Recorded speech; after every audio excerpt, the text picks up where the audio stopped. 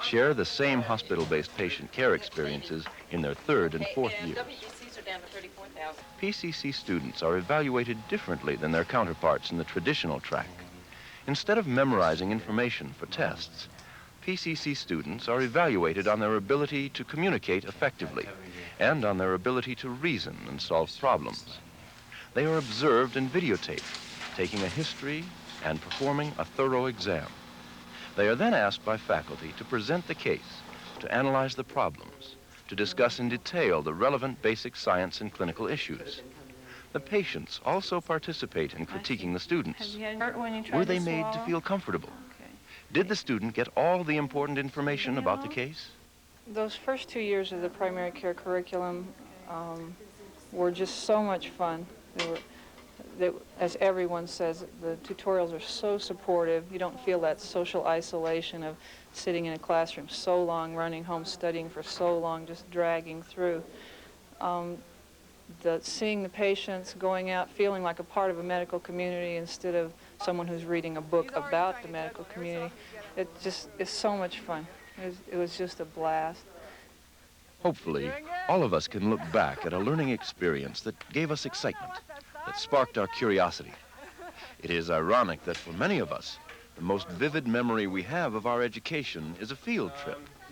Undoubtedly, the majority of our time was spent anxiously waiting for the bell to ring. That's the way it's always been. In medicine and many other disciplines, the way we were taught has become the way we teach. Few or none of us have come here only for the sake of lectures, and all of us have come to learn to practice. We do not lack for lectures in our own country, and we also have books at home that we can just as well read there as here.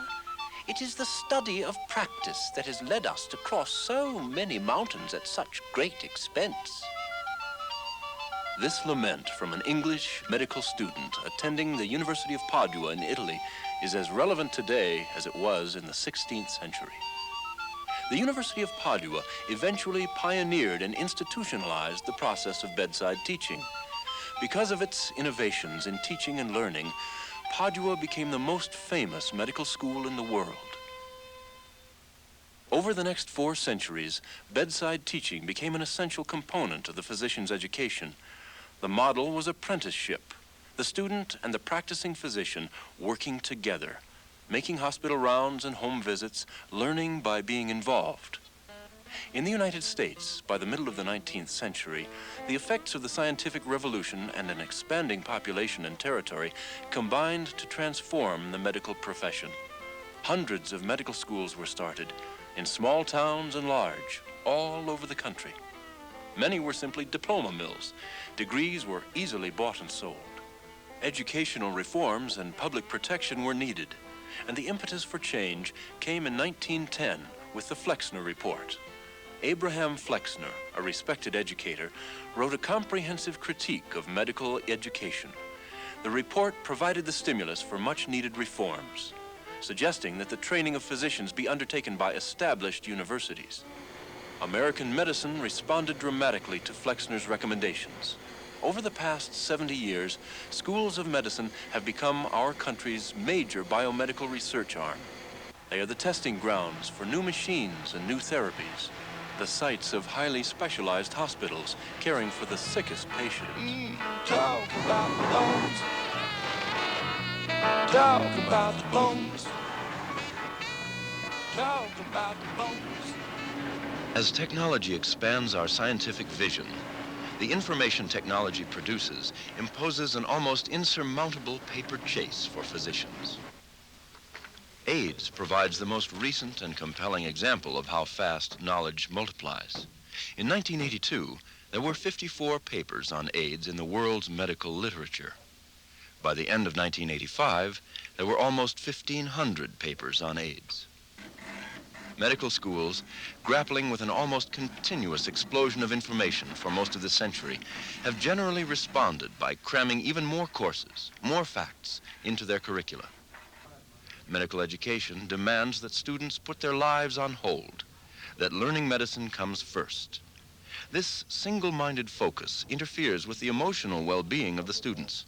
It produces burnout. You just spend so much time wasted, and really your ability to communicate, your interpersonal skills, your living skills deteriorate. As you go on in medical school, you're separated by this academic world where you don't learn to continue to communicate with people, to learn things that are going to apply to your practice. Went to the doctor to ask for some advice. Hip bone connected to the neck bone. My wife just left me and my feet are cold as ice. Them bones, dry bones. He listened to my heart and this is what he said. To the backbone. I can tell by your heart some of the problems in your head. Backbone connected to the hip bone. Please, doctor, will I be okay? If the problem's in my head, will it ever go away? Oh, Lord, tell me, doctor. Talking about I want to talk about I was an example of Murphy's Law. Everything that can go wrong will go wrong. I had a lot of family tragedies, I guess you could say. My mother had terminal cancer and died end of my second year. My husband's father had cancer and died 9 months previous to her. My grandmother died a month after my mother passed away. And during that time, I also had my third son. As I've told a number of people, that the primary care curriculum probably was the biggest factor in me reaching the point I am at now. They provided mental support in terms of me coming from a cultural background that wasn't exactly in tune with medical school. Cleora Shunkamola grew up on the Navajo reservation and eventually intends to return to practice with Indian people. During a very stressful first year, Cleora and her family spent 4 months away from the medical center at the Acoma Laguna Pueblo. The community, or 1B phase of the PCC experience, was designed to expose students to the realities of community practice. Cleora made home visits with fellow student Mary Gutierrez and helped to plan a center for senior citizens. It was also an opportunity to reestablish ties with her culture.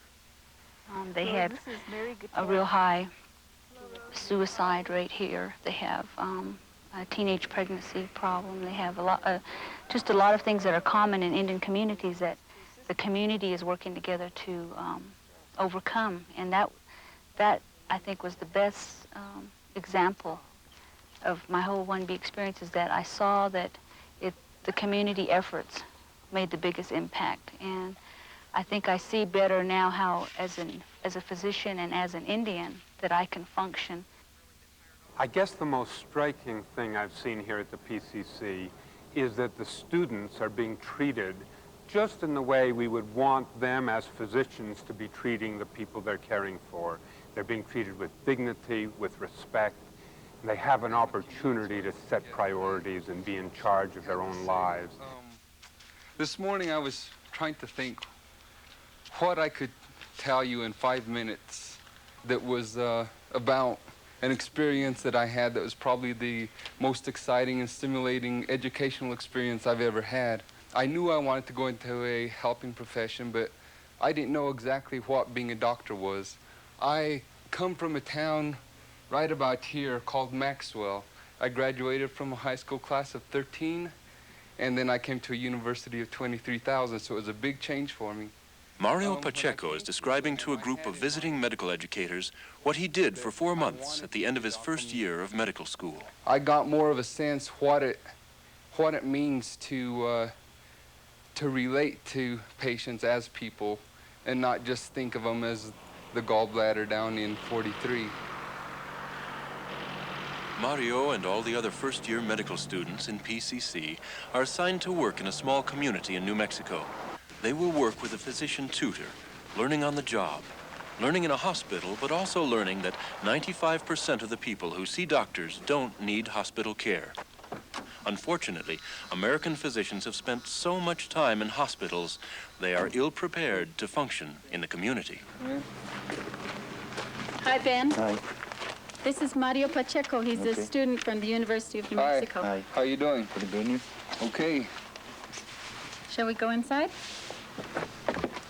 I went one afternoon a week with the home health care nurses, and although I came from a real small town, people were poor, I was real surprised to see how a lot of people still live without running water, without the conveniences of electric or gas stove. And it kind of opened my eyes as to what I have to look at, different things I have to take into consideration when I'm treating patients. And so going back and seeing all these people and interacting with them kind of reinforced my desires and kind of gave me a little boost again. How about this toe? Okay, can you tell me, okay, this is down, this is up. Okay, can you, without looking, tell me which way I'm pushing it? This is down, this is up. Okay, now don't look. Okay, tell me which way I'm pushing it. Up. Oh, you looked. Okay. Okay, don't look. My first contact with one of these students was such that I thought she was a fourth-year student. Her ability to learn from a patient and take the problem home and be able to discuss it in a very erudite way the following morning was such that I thought she had an enormous background in medicine. In fact, all they have is, number one, their initial intelligence, brightness, and enthusiasm, and the stimulus of seeing a case, reading about it, and discussing it. And I think it's by far a better way of teaching students. Of course, it isn't new, you know. This was the way medical students were trained 200-300 years ago by an apprenticeship program. It's working better, right? What day was she operated on? On Monday. Monday morning. And today is? Wednesday. Good. Medical students are getting brighter every year. Without question, it's made medical education and one's interest in it a much more thriving enterprise for a lot of faculty on this medical school, including myself. And it has nothing to do with necessarily the specific content of the PCC, but the questions that are raised by a different curriculum, posing challenges for an existing curriculum, without question has enhanced, I think, the capacity of both to serve the needs of the students.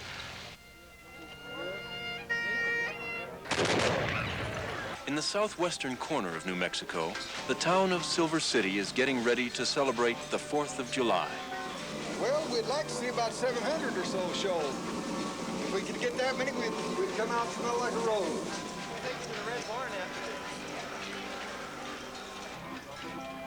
Greg Howick, a first-year PCC student, has plans for the 4th after making rounds with his preceptor. In addition to working with community-based physicians, PCC students are also responsible for coordinating a community project, and Greg decided to take advantage of this largest assembly of Silver's citizens.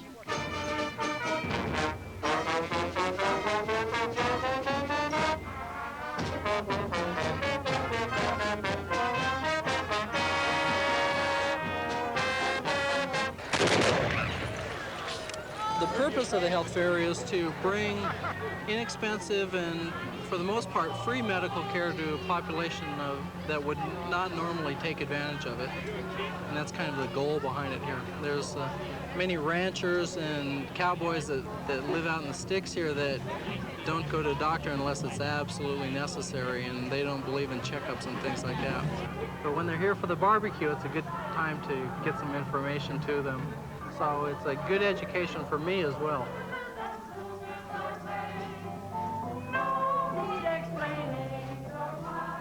To my mind, the PCC approach is sufficiently superior to the traditional track that we need to take the vast majority of PCC, and I would say it's like 90%, and infuse it into the traditional track, or take the limited amount of traditional track that I think is very good and transplant it to PCC. Mario Pacheco's project involved the chronically mentally ill. Las Vegas, New Mexico is the site of the state's mental hospital. The town has developed a companion industry of boarding homes, where people discharged after treatment end up living, sometimes for the rest of their lives. I had heard a lot about Las Vegas being more acceptant of the chronically mentally ill because the state hospital was located here in this town. And I decided I would take a look at that. I went about this, first of all, by talking to a lot of the boarding home owners and finding out the reasons why their boarders remained in the area rather than returning home to their families or wherever it was that they came from before coming to the state hospital.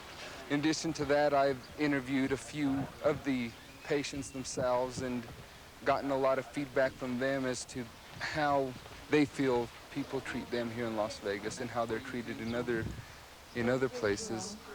Okay, do you ever get any visits here in the boarding home from your family members? No. How long has it been since you've seen someone from your family? A long time. Long time. Were you ever? In talking to one of the boarders, I found that she has lived in a boarding home for 8 years and would have liked to return to her home in Clovis. However, no one from her family ever came to pick her up to take her home. I have people that send me money so I can get clothes or whatever I want. Uh-huh. But it's been about 18 years since they haven't even been close to me. Uh-huh. Mario also conducted a survey of Las Vegans to assess the community's feelings about boarding homes for the mentally ill. He found them to be overwhelmingly accepting of people who couldn't or wouldn't go home again. They took a real pretty picture of you. You look really pretty, for sure. Like Mario Pacheco, PCC students have felt their rural sojourns have been one of their best learning experiences, a realistic measure of not only what they can do, but what's left to be done. So if the brain is infected with cellulitis, that's all that really means. And if the door, if the coverings, the meninges are infected, it's meningitis. So all by that fraction. Following their 4 months of rural practice, there is a real desire to concentrate on the basic sciences. For many students, it seems a much more appropriate time to really learn anatomy, physiology, and pathology. They've seen why the basic sciences are important. They have a clearer idea of what is relevant and why. Well, I've always had the view, after teaching for a while, that every basic science is best taught last in medical school instead of first.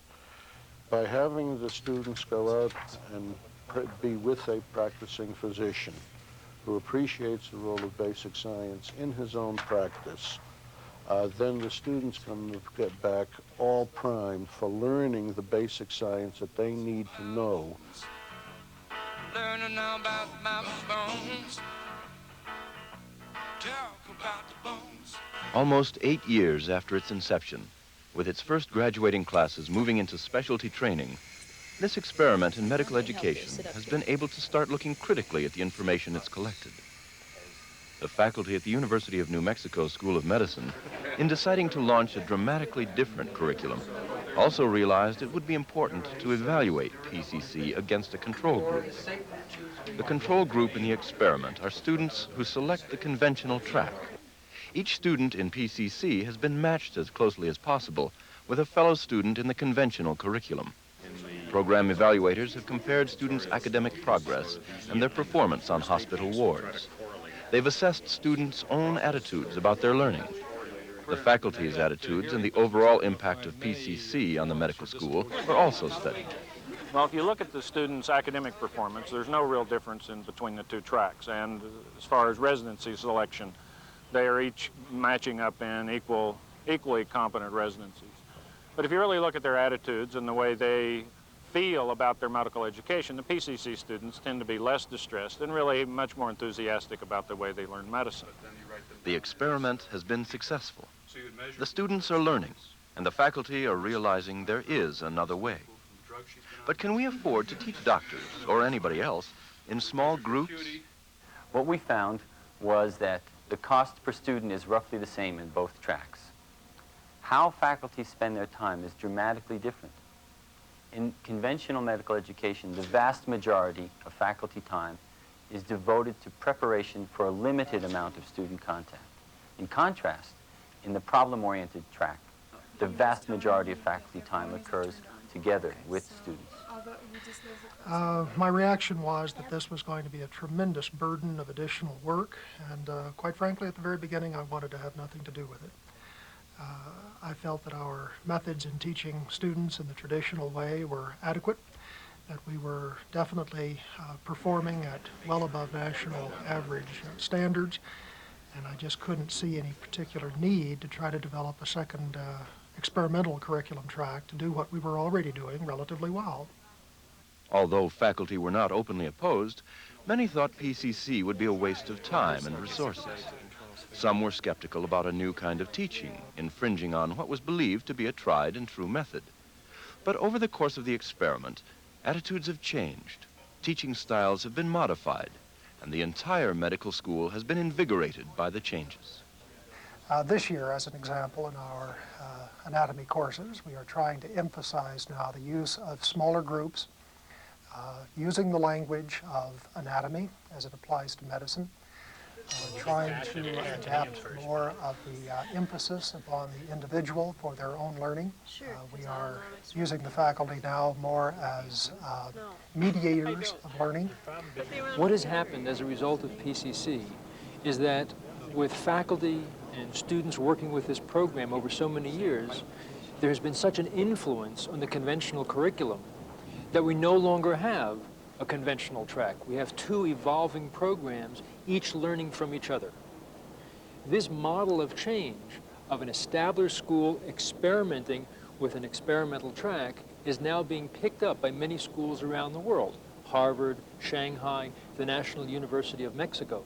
The National University has now made a major change in its conventional curriculum, in a very exciting development, and I think this is a model of change worldwide. The School of Medicine at the National University of Mexico is one of the largest medical schools in the world. But Mexico is finding that simply producing more doctors is not necessarily solving the country's problems. The relevance of this kind of education, problem-based education oriented towards the community, is not only important for our patients and our communities in the United States, it's perhaps even more relevant for third world countries, because there, the glaring problems of maldistribution of physicians, the problems of studying in a classroom when there's such enormous poverty and need in the communities, is overpowering. This is a model which we can share with them. It's a model that's really relevant for both countries. 12 years ago, the National University developed an experimental curriculum to train family doctors, to try to meet the increasing needs of a growing population. The A36 program, also initially funded by the Kellogg Foundation, gets the students and the classroom into the community. The Mexican and New Mexican programs are now actively sharing students, faculty, and ideas. And what this has done is it has led to a collaboration that is perhaps a model for schools all over the world in terms of learning from each other. Next year, we'll be sending teams of family practice residents and PCC medical students into rural Mexican communities to work with their medical students and their family practice residents, learning from each other. And this is a collaboration which really is unique, because most contacts have been one school just giving technical support to another, and we don't think it has to be that way in the future. There is a rich environment and a rich exchange which is possible. In societies where they, from the very beginning, start in nursery school with blocks that it takes 2 kids to move, so that they start teaching people how to work together, how to cooperate. Those societies are at a phenomenal advantage over a society that does not promote that. That in a world that's getting ever more complex, requiring more and more specialization, the necessity to communicate becomes increasingly important, and that in our educational system, we more often than not label that cheating. We must change the central point of our learning from a passive learning in which one sits, listens, reads back, to an active form of learning in which the student is a colleague in the learning process, the student is an active learner, the student takes a responsibility for what is to be learned. The student doesn't just sit there, the student becomes actively involved in the process. Programs such as PCC seem to me the beginning point on which we can build and try and encourage that to spread across the academic terrain. How will we educate people to live and work in the 21st century, a time when the microchip will hold the knowledge of 1,000 books and lectures? Our potential for learning is limited only by the constraints we impose on ourselves. Plato said, "Knowledge acquired under compulsion has no hold on the mind." An unknown philosopher said, "What's learned with pleasure is learned full measure." The philosophers were right. We need to keep looking for better ways to learn. Is this gonna hurt? No, not a bit. Oh, well, I went to my doctor about my aching head. Bone connected to the neck bone. I went to my doctor and this is what he said. Bones, dry bones. He said my cervical was low and my occiput was high. Bone connected to the backbone. But doctor, please, doctor, doesn't mean I'm gonna die. Backbone connected to the hip bone. Please, doctor, tell me if you can. Tell me in some words that I can understand. Went to a doctor to ask for some advice. Hip bone connected to the neck bone. My wife just left me and my feet are cold as ice. Them bones, dry bones. He listened to my heart and this is what he said. I can tell by your heart some of the problems in your head. Backbone connected to the hip bone. Please, doctor, will I be okay if the problems in my head will it ever go away? Oh, Lord, tell me, doctor. Talking about the bones. I want to talk about the bone. Feeling so bad. Oh, bones, let's talk about them. Bones. Learning now about my bones. Talk about the bones. Talk about the bones. Talk about the bones.